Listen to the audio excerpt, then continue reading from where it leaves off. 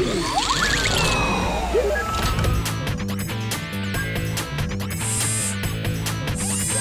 back to Today in Rocket Science. I'm Adam Balkin. The popularity of drones has grown hugely in recent years, from recreation to possible business uses, making deliveries for companies like Amazon. But what about drones as the players in their very own sport?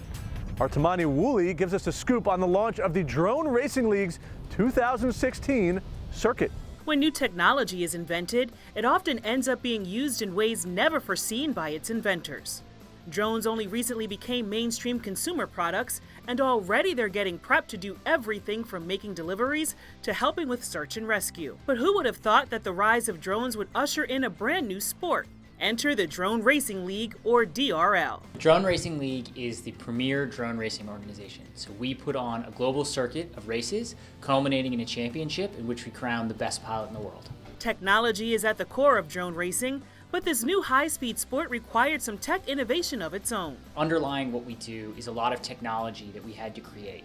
So we're as much a technology company as we are a sports company right now. And these drones go really fast. They can fly all around. You're flying around a small space at high speeds, and it's really fun and exciting. It also takes a lot of skill. So they get to learn a new skill. They get to learn how drones work, how technology works, how to build robots, and bringing all that together. It's a great mix of science, technology, and racing. To make a level playing field and improve the competition, the DRL actually builds all the drones themselves. We do that for a few reasons. One of them is for performance, and everybody's on a level playing field, and they have the same amount of performance.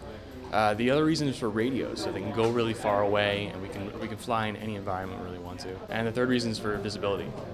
The drones must be seen. If you're going to have an audience-driven sport, you've got to be able to see the drone from the sky, so we surround them with bright LEDs, different colors. You can tell who's who. The pilots aren't just craning their necks watching their rigs zoom past at 80 miles per hour. The DRL uses virtual reality headsets to put the pilots in the driver's seat. This is something where you get to be in the cockpit. You're in the cockpit flying it. You get that immersive feeling of being up in the air. And drones we're flying here, these things are cruising around at 80 miles an hour. They're tuned super tight. They can do hairpin maneuvers.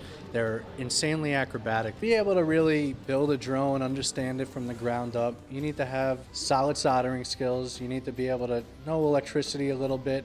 You need to know computer software a little bit. To find out more about drone racing, the technology involved, what it takes to be a pilot, or just to watch some races, head to drl.io. For It Ain't Rocket Science, I'm Tamani Woolley. And drones made an appearance at one middle school science fair in Texas. Our Meg Bonacorsi checks out the Harmony School Science Fair. It would read about 24 million different numbers due to the red, green, and blue matrices. Competition at the Harmony Public School Science Fair is anything but easy. Ali Hamad and Sandeep Varghese came up with the idea of using a drone to help grow safer food.